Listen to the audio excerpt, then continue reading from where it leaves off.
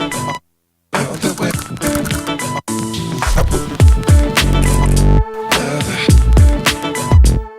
Nathan, a solicitor at Vanguard Lawyers. Today we're going to be talking about employment law and what it means for you in terms of policy as an employer.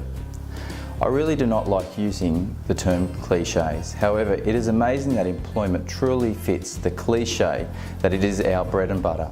Regardless of whether you are an employer or an employee, you should be aware of your rights and responsibilities, as employment law affects so many Australians. As an employer, ask yourself, when was the last time that a new employee commenced work and you took the time to undertake a full induction of the employee's responsibilities? What is required of the employee in an emergency situation, and what are the employee's reporting responsibilities, and to whom is he or she to report to? Did you make your employees aware of any awards that they come under and the key aspects of those awards? Another key aspect for consideration for employers are their policy documents. Policies need to be relevant and kept relevant. For our first point, what is a policy document? A policy is a statement which underpins how human resource management issues will be dealt with in an organisation. It communicates an organisation's values and the organisation's expectations of the employee behaviours and performances. Workplace policies often reinforce and clarify standards operating procedures in a workplace. Well-written policies help employers manage staff more effectively by clearly defining acceptable and unacceptable behaviour in the workplace and set out the implications of not complying with those policies. A workplace policy consists of a statement of purpose and one or more broad guidelines and actions to be taken to achieve that purpose. The statement of a purpose should be written in simple terms, free of jargon.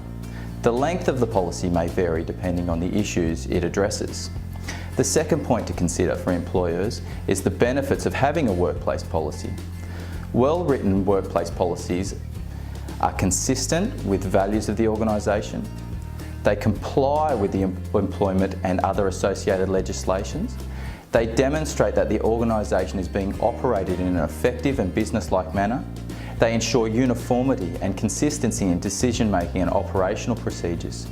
They add strength to the position of staff when possible legal actions can arise. They save time when a new problem can be handled quickly and effectively through an existing policy. They maintain the direction of the organisation, even during periods of change. They provide framework for business planning.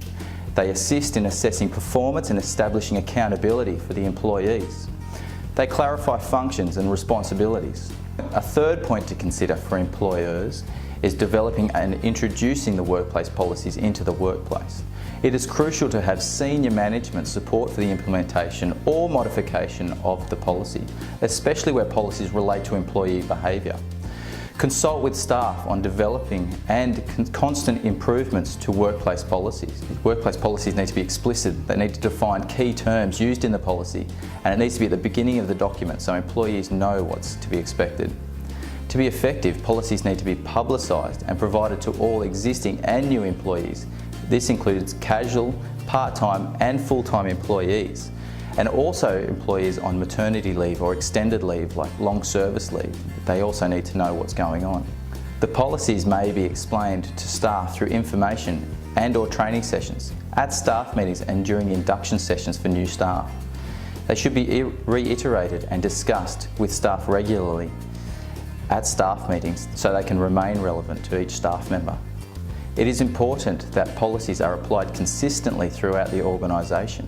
As a case study where policy wasn't followed, an organisation which dismissed an employee for sexual harassment was subsequently ordered to re-employ the sacked staff member as they had failed to follow their own policy. The company had a zero policy tolerance for sexual harassment but failed to exercise the provision when the policy was breached. At the hearing, it was revealed that the company had breached its own policy by giving numerous unofficial warnings rather than just a zero tolerance sackable offence warning. Finally, for the employer, policies need to be reviewed on a regular basis to ensure that they are current and in line with changes to the organisation. For employees, it is important for employees that when you commence work, you need to request to have a staff handbook and to read it from cover to cover to understand your rights and responsibilities. Did you take note of the reporting requirements regarding work health and safety and to whom you report to? Did you understand your responsibilities with regard to bullying and harassment and whether this happens to you or whether you observe it to another employee, and who do you need to report that to? Did you as an employee take note of what the process of disciplinary action is, or if you were being dismissed or made redundant, and what those processes are, and what are your rights and responsibilities regarding those types of things? It is amazing that we commence work and we do not take into consideration what happens if something goes wrong. It seems to be such a euphoric time that we do not think things will change. However, as an employee, you need to be aware of all your rights and all your responsibilities under both the law and your employment contract. Thank you for taking the time to watch this video. We hope we have given you valuable information to make it easier for you to see a lawyer with regards to employment law.